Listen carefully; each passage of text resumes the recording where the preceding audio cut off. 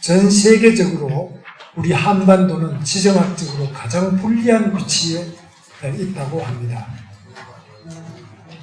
따라서 우리 대한민국은 식민지를 겪고 또 바로 해방이 되면서 분단이 되어서 지금까지 이렇게 분단 상태에서 생활을 하고 있습니다. 우리들이 오랜 세월 동안 단일 민족으로 단일 국가를 형성해 왔기 때문에 통일에 대한 염원은 독일이나 그 어떤 분단 국가보다도 절실했다고 생각합니다.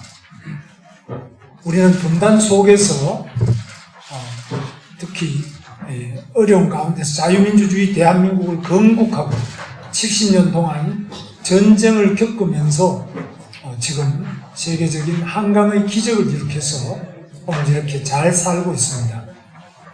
반면 북쪽의 우리 동포들은 처음 시작할 때는 상당한 정도로 우리보다도 유리한 조건에서 출발했습니다. 조선민주주의인민공화국으로 설립된 이 북한이 지금은 3대 세습 공산 독재로서 단순한 국내 독재와 인권 유린만이 아니라 핵을 개발해서 미국까지도 위협하고 있습니다. 태평양을 건너서 미국의 워싱턴까지도 위협하는 이런 세계적인 불량 국가로 되었습니다. 세계 공산국가가 다 망했는데 왜 북한은 망하지 않고 미국 본토까지도 위협하는 이런 핵 국가로 발전했을까? 여기에 대해서 우리는 깊은 성찰이 필요하다고 봅니다. 세계 공산주의는 1917년 볼셰비키 혁명 이후에 70년 동안 세계 인구의 3분의 1이 실현이 됐습니다만 실패했습니다. 공산주의 다 망했습니다. 지금 망하지 않고 남은 데가 바로 북한과 중국과 그리고 베트남과 또 쿠바입니다. 다른 나라는 모두 다 개방의 길로 나가는데 오직 김정은 3대 세습 독재만 세습 독재와 그리고 인권 유린 또 세계 평화를 위협하는 핵무기와 ICBM을 계속 발전시키고 있었습니다. 이러한 위중한 때에 이 핵위기를 해결하기 위해서 남북 정상회담과 또 미국 정상회담이 예정되어 있습니다. 저는 이번 남북 정상회담의 과정을 겪으면서 많은 감동을 받았습니다. 제 자신이 경기도 지사를 8년을 하면서 이 자리에 오신 권태호 장로님도 수도공단장을 역임하셨습니다만은 경기도가 우리나라 전 전력의 3분의 2가 집중된 곳이고 특히 판문점은 바로 아무런 천적도 없이 그 낮은 콘크리트를 낮은 그 문턱 이외에는 아무 경계선이 없는 그런 판문점에서 우리 문재인 대통령과 또 북한의 김정은이 두 사람이 손을 잡고 악수하고 또 그 턱을 넘어서 왔다 갔다 하고 거기서 회담을 하고 하는 자체가 제가 텔레비전으로 볼 때는 매우 감동적이었습니다. 저 자신도 감동하지 않을 수 없었습니다. 그만큼 그 나지막한 콘크리트의 문턱이 바로 지난 오랜 세월 동안 남북을 갈라놓고 그것을 넘으면 바로 총을 맞아서 죽는 그런 곳이 바로 그곳입니다. 그곳에서 두 정상을 만났다. 여기에 대해서는 많은 국민들이 감동을 하셨고 또 전 세계인도 평화상을 이야기할 만큼 세계적인 감동의 장면이었다고 저는 생각합니다. 그리고 지금 남은 평화협정 부분에 대한 이야기도 많은 문제를 가지고 있습니다만 미국 정상회담에서 트럼프와 김정은의 만남이 어떻게 될 거냐 여기에 또 관심이 많이 쏠려 있고 미국에서 이미 노벨상에 대한 이야기가 트럼프 연설 도중에 터져나올 정도로 이렇게 전 세계가 우리 한반도의 분단과 만남과 핵과 인권과 이런 문제에 집중되어 있는 상태에서 대한민국 문재인 정부는 어떻게 하고 있느냐, 그런 점에 대해서 저는 많은 문제를 느끼고 있습니다. 저는 문재인 대통령의 연설 과정이나 발언록이나 여러 가지 하는 걸 보면 이분은 김일성 사상을 굉장히 존경하는 그러한 분이다. 많은 발언을 본인 자신이 국제적인 평창올림픽 세계 대표의 리셉션에서도 말씀을 하셨습니다. 전 세계인들이 그 말을 듣고 아무렇지도 않은 것처럼 생각하는지 모르겠습니다. 저는 경악을 했습니다. 그리고 김여정을 청와대에 불러다 놓고 뒤에 붙여놓은 그림 자체가 신영복 씨의 그림인데 이 그림 앞에서 사진을 찍고 그 그림을 일부러 김여정을 위해서 샀다 그래요. 그 글씨를. 그런데 이런 과정에 대해서 저는 신영복 씨가 대학 선배고 제가 운동권 선배이기 때문에 어릴 때부터 신영복 씨가 감옥에 있을 때 그분이 감옥을 20년 살았는데 신영복이 감옥에 있을 때 제가 그 대학에 입학해서 신영복 씨 감옥에 나오기 전에 제가 졸업을 했습니다. 그만큼 저는 대학을 24년 만에 졸업했는데 그만큼 이 신영복 씨를 생전에도 많이 만났는데 그분은 명백하게 북한의 간첩이고 또 북한의 조선노동당을 위해서 대학생들을 김일성 사상으로 무장을 시키고 육군사관학교에 교관으로 가서 육군사관생도를 전부 김일성 사상으로 무장을 시키고 결정적 시기에 대한민국을 전복하려고 하다가 발각이 돼서 그 주범인 김종태와 그 조카 김진랑 서울물대 학생입니다. 이들은 3명이 사형을 당합니다. 또 신영복 씨는 1심 사형, 2심 사형, 3심 무기를 받은 이런 사람인데 이런 사람의 사상을 존경한다는 것은 저로서는 도저히 우리나라 대통령으로서 이런 말을 전 세계를 향해서 하면 안 된다고 생각합니다. 그래서 제가 받은 충격이 너무나 커서 저는 개인적으로 신영복 씨를 살아있을 때도 여러 번 봤고 개인적으로 나쁘지 않습니다, 관계가. 그러나 그 사상이 문제예요. 그분은 글씨도 잘 쓰고 인정합니다. 공부도 제일 잘하고 천재입니다.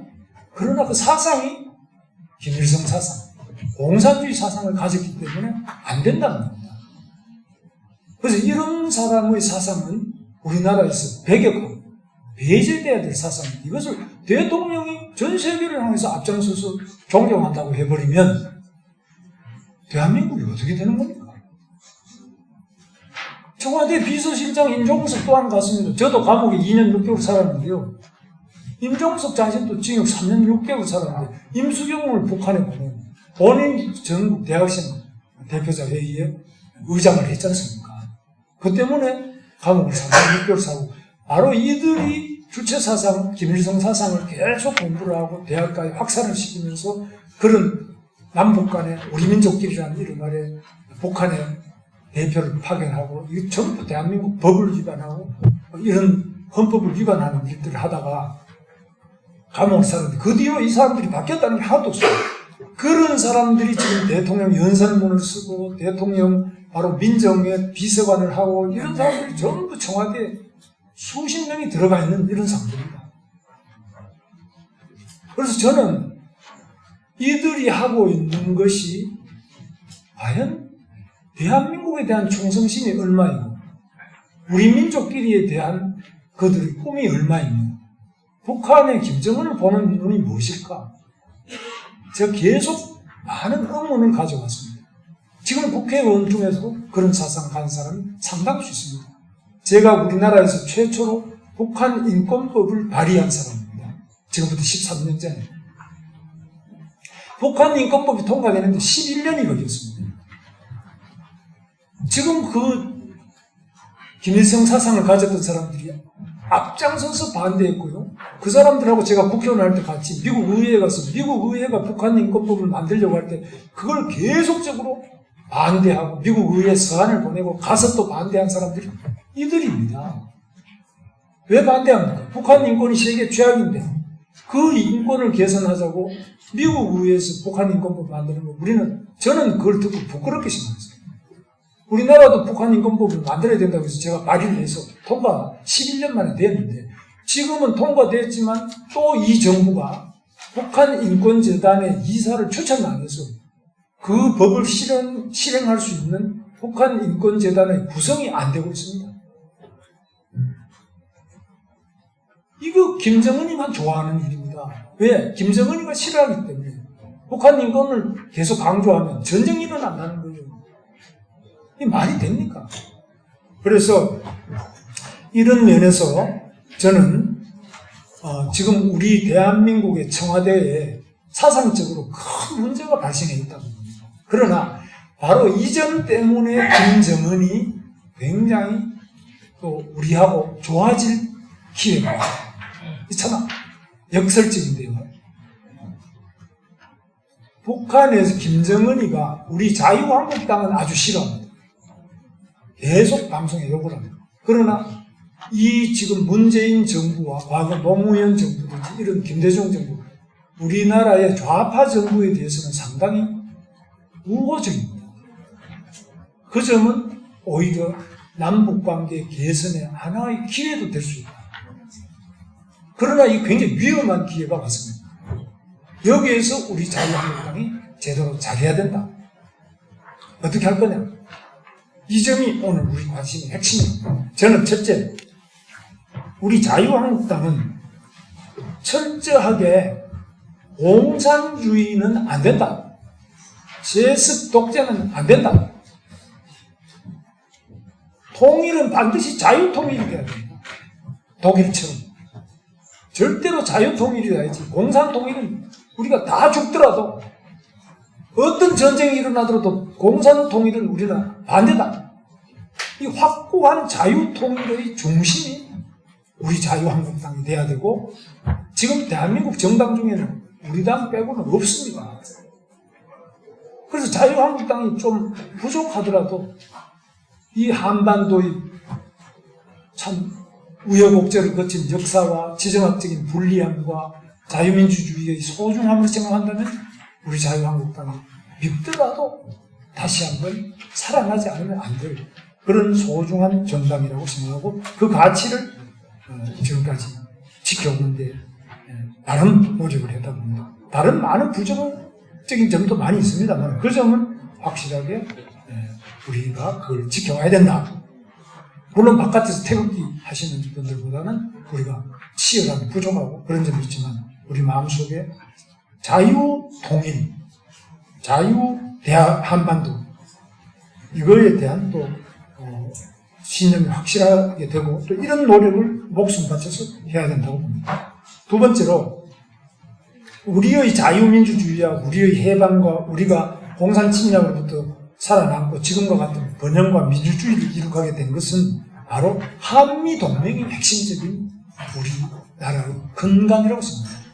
그래서 한미동맹을 아주 확실하고 튼튼하게 지켜나가는 것이 우리 민족끼리보다 훨씬 중요한 우리의 전략적인 방향이다. 이 국가적 대전략의 핵심이 우리 민족끼리가 아니라 바로 한미동맹이라는 점. 이 점을 철저하게 인식하고 지켜나가는 것이 중요합니다. 그런 면에서 오늘 이 국회에서 자유한국당이 원내 제1야당으로서 확고한 그 신념과 그 행동을 하고 모든 대한민국의 자유를 사랑하는 세력들과 함께 이런 자유대한민국, 자유통일 그리고 자유의 동맹으로서 한미동맹을 철저하게 지켜나간다. 그리고 이 서울에 대해서 제가 말씀을 드리면 서울은 수도 서울일 뿐만 아니라 앞으로 자유통일의 수도 그리고 이 옆에 있는 중국 공산당과 또 러시아 오랜 공산 종주국이었고 또 유라시아 대륙이 방대한 대륙이 거의 공산국가로 70년간 지내왔던 점을 생각한다면 이 서울은 자유의 수도, 유라시아 대륙의 자유의 수도가 서울이다. 그리고 자유의 나라가 우리 한반도 대한민국이다.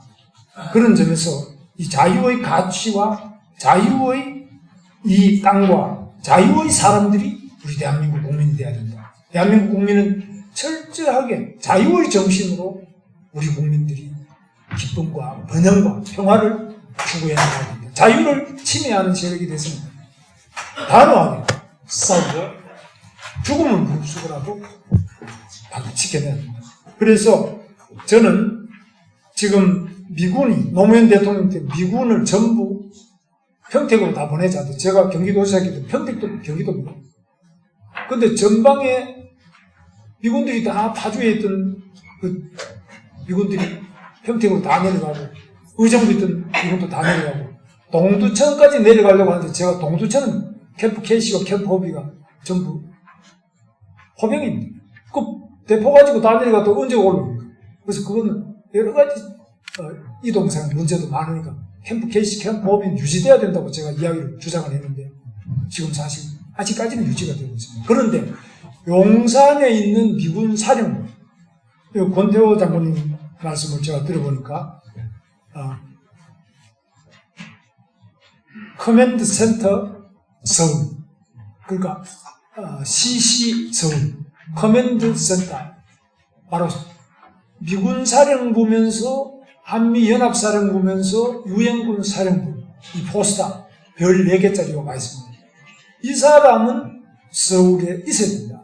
그리고 이 사람 한미 군사 동맹을 지휘하고 어떤 외국의 침략에 대하여 방어할 수 있는 한미연합사령부가 유지되고 한미연합사령부가 이 수도 서울, 자유의 수도 서울에 계속 주둔하는 것이 매우 필요하다.